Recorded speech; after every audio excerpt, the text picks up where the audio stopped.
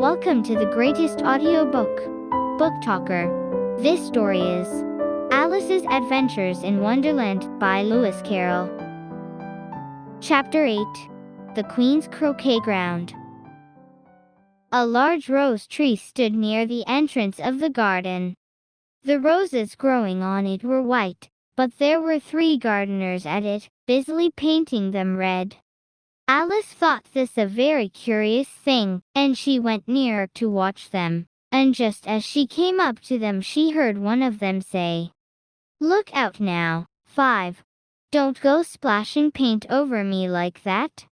"I couldn't help it," said 5, in a sulky tone. 7 jogged my elbow. On which 7 looked up and said, "That's right, 5. Always lay the blame on others." "You'd better not talk," said 5. "I heard the Queen say only yesterday you deserved to be beheaded." "What for?" said the one who had first spoken. "That's none of your business, 2, said 7. "Yes, it is his business," said 5. "And I'll tell him. It was for bringing the cooked tulip roots instead of onions." 7 flung down his brush and had just begun. Well, of all the unjust things! When his eye chanced to fall upon Alice as she stood watching them, and he checked himself suddenly. The others looked round also, and all of them bowed low. "Would you tell me," said Alice, a little timidly, "why you are painting those roses?" 5 and 7 said nothing, but looked at 2.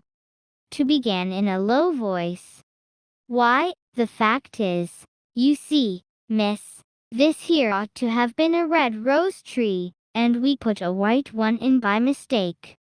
And if the Queen was to find it out, we should all have our heads cut off, you know.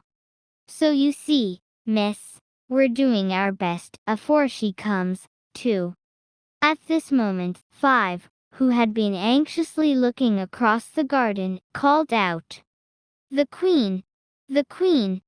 And the 3 gardeners instantly threw themselves flat upon their faces.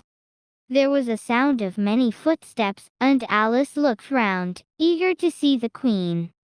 First came 10 soldiers carrying clubs. These were all shaped like the 3 gardeners, oblong and flat, with their hands and feet at the corners. Next the 10 courtiers. These were ornamented all over with diamonds, and walked 2 and 2, as the soldiers did. After these came the royal children. There were 10 of them, and the little dears came jumping merrily along hand in hand. In couples they were all ornamented with hearts. Next came the guests, mostly kings and queens, and among them Alice recognized the White Rabbit. It was talking in a hurried, nervous manner, smiling at everything that was said, and went by without noticing her. Then followed the Knave of Hearts, carrying the king's crown on a crimson velvet cushion. And last of all this grand procession, came the King and Queen of Hearts. Alice was rather doubtful whether she ought not to lie down on her face, like the 3 gardeners, but she could not remember ever having heard of such a rule at processions. And besides, what would be the use of a procession, thought she, if people had to lie down upon their faces, so that they couldn't see it? So she stood still where she was, and waited. When the procession came opposite to Alice, they all stopped and looked at her, and the Queen said severely, "Who is this?" She said it to the Knave of Hearts, who only bowed and smiled in reply. "Idiot," said the Queen, tossing her head impatiently. And turning to Alice, she went on, "What's your name, child?" "My name is Alice, so please your Majesty," said Alice very politely. But she added, to herself, "Why, they're only a pack of cards, after all. I needn't be afraid of them." "And who are these?" said the Queen, pointing to the 3 gardeners who were lying round the rose tree. For, you see, as they were lying on their faces, and the pattern on their backs was the same as the rest of the pack, she could not tell whether they were gardeners, or soldiers, or courtiers, or 3 of her own children. "How should I know?" said Alice, surprised at her own courage. "It's no business of mine." The Queen turned crimson with fury, and, after glaring at her for a moment like a wild beast, screamed, "Off with her head! Off!" "Nonsense," said Alice, very loudly and decidedly, and the Queen was silent. The King laid his hand upon her arm, and timidly said, "Consider, my dear. She's only a child." The Queen turned angrily away from him, and said to the knave, "Turn them over." The knave did so, very carefully, with 1 foot. "Get up," said the Queen, in a shrill, loud voice, and the 3 gardeners instantly jumped up and began bowing to the King, the Queen, the royal children, and everybody else. "Leave off that," screamed the Queen. "You make me giddy." And then, turning to the rose tree, she went on, "What have you been doing here?" "May it please your Majesty," said Tu, in a very humble tone, going down on one knee as he spoke. "We were trying." "I see," said the Queen, who had meanwhile been examining the roses. "Off with their heads." And the procession moved on, 3 of the soldiers remaining behind to execute the unfortunate gardeners, who ran to Alice for protection. "You shan't be beheaded," said Alice.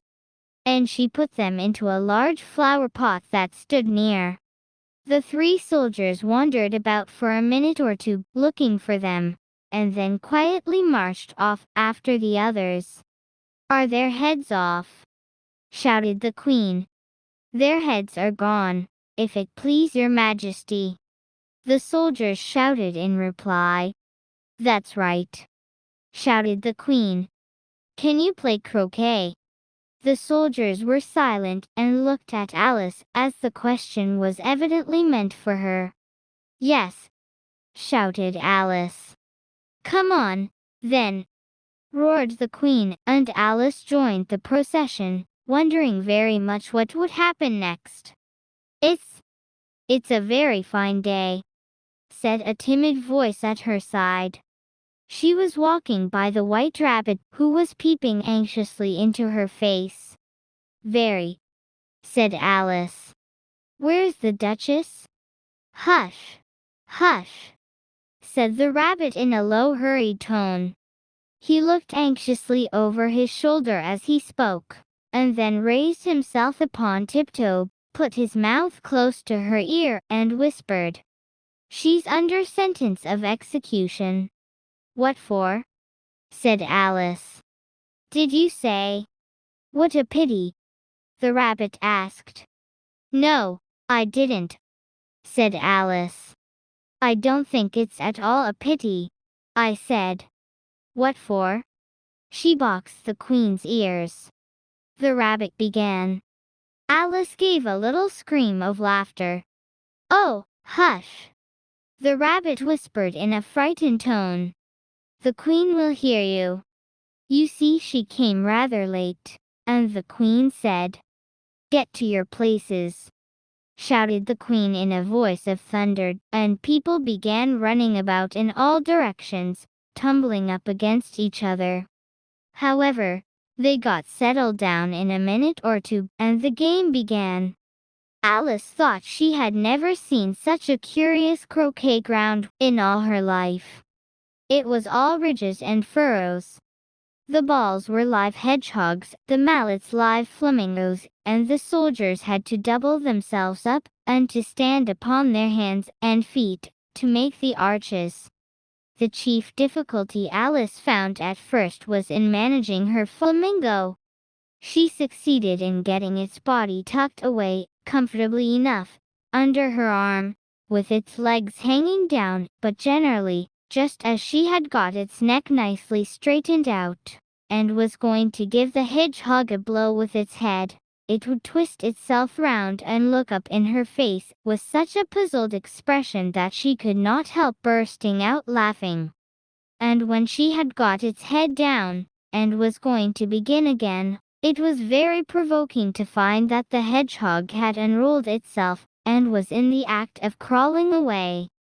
Besides all this, there was generally a ridge or a furrow in the way wherever she wanted to send the hedgehog to, and, as the doubled-up soldiers were always getting up and walking off to other parts of the ground, Alice soon came to the conclusion that it was a very difficult game indeed. The players all played at once without waiting for turns, quarreling all the while, and fighting for the hedgehogs. And in a very short time the queen was in a furious passion, and went stamping about, and shouting, "Off with his head!" or "Off with her head!" about once in a minute. Alice began to feel very uneasy. To be sure, she had not as yet had any dispute with the queen, but she knew that it might happen any minute. And then, thought she, what would become of me? They're dreadfully fond of beheading people here. The great wonder is that there's anyone left alive. She was looking about for some way of escape, and wondering whether she could get away without being seen, when she noticed a curious appearance in the air. It puzzled her very much at first, but, after watching it a minute or two, she made it out to be a grin, and she said to herself, "It's the Cheshire Cat. Now I shall have somebody to talk to." "How are you getting on?" said the cat, as soon as there was mouth enough for it to speak with. Alice waited till the eyes appeared, and then nodded. "It's no use speaking to it," she thought, "till its ears have come, or at least one of them." In another minute the whole head appeared, and then Alice put down her flamingo, and began an account of the game, feeling very glad she had someone to listen to her. The cat seemed to think that there was enough of it now in sight, and no more of it appeared. "I don't think they play at all fairly," Alice began, in rather a complaining tone. "And they all quarrel so dreadfully one can't hear oneself speak.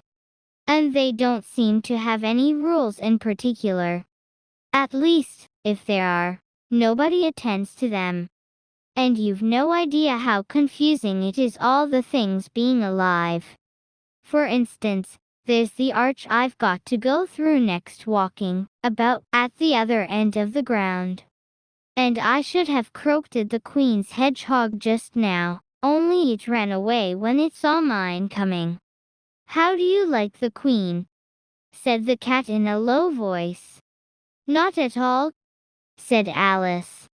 "She's so extremely—" Just then she noticed that the queen was close behind her listening.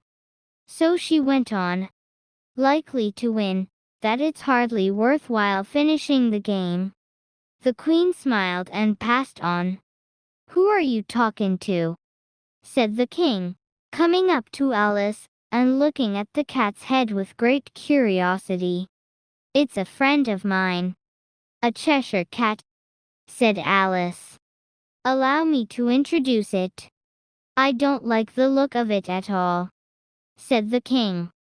"However, it may kiss my hand if it likes." "I'd rather not," the cat remarked. "Don't be impertinent," said the king. "And don't look at me like that." He got behind Alice as he spoke. "A cat may look at a king," said Alice. "I've read that in some book, but I don't remember where." "Well, it must be removed," said the king very decidedly. And he called to the queen, who was passing at the moment. "My dear, I wish you would have this cat removed."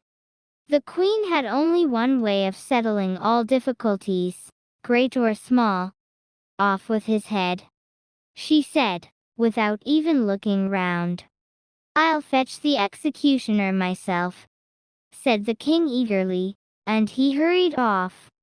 Alice thought she might as well go back and see how the game was going on, as she heard the queen's voice in the distance, screaming with passion.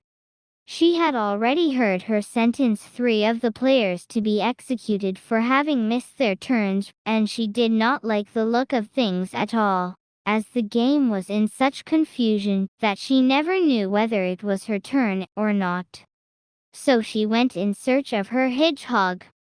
The hedgehog was engaged in a fight with another hedgehog, which seemed to Alice an excellent opportunity for croqueting one of them with the other.